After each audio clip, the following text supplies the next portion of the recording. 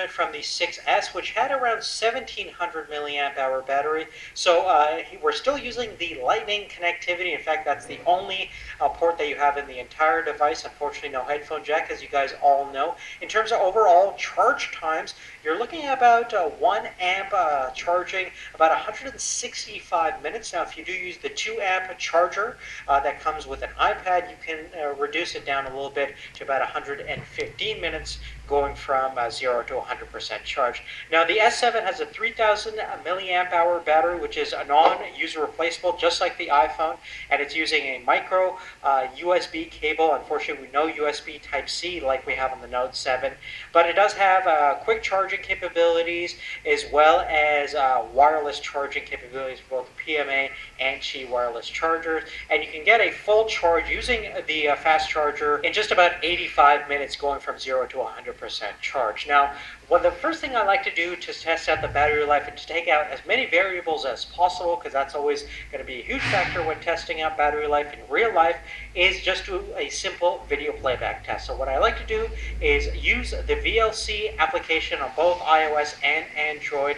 Just play the same video on both devices, turn off Wi-Fi and Bluetooth, crank up the backlight to 100%, and see how both devices fare up. Now, basically, here are the results over here. The iPhone 7 lasted about 13.2 hours, which is about 2 hours better than the 6S. But even with that improvement, it really can't compete against that larger battery, which the S7 has, and that got about 14.1 hours. So definitely a pretty significant difference between these two devices when it comes to overall video playback. Now, the second test that we're going to do is the GFX OpenGL benchmark using the battery life tool specifically. What this tests is an estimate on how long a high-demanding CPU and GPU application will last on both devices, and how your CPU and GPU handle after running a high-in-demand application after a long period of time, so throttling performance as your temperatures go up in the device. So basically,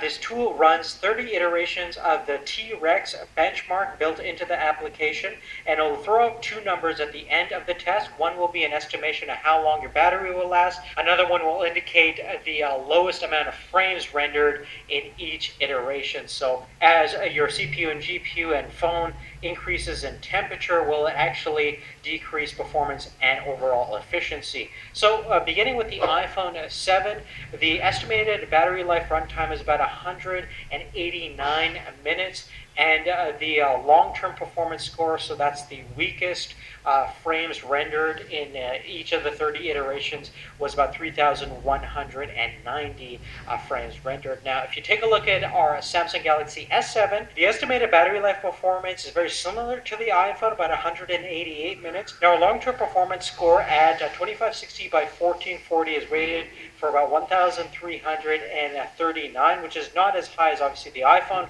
which has a lower resolution overall rendering display. So that's why we have a difference in terms of those two scores. That being said, if you take a look at the performance chart, you'll see that the Samsung deviates a lot more as the benchmark continues forward, perhaps because the efficiency is not as good and the temperatures rise up a little bit quicker than what we find on the iPhone. But really, on that, guys, that's really it. Now, in terms of real Bye bye.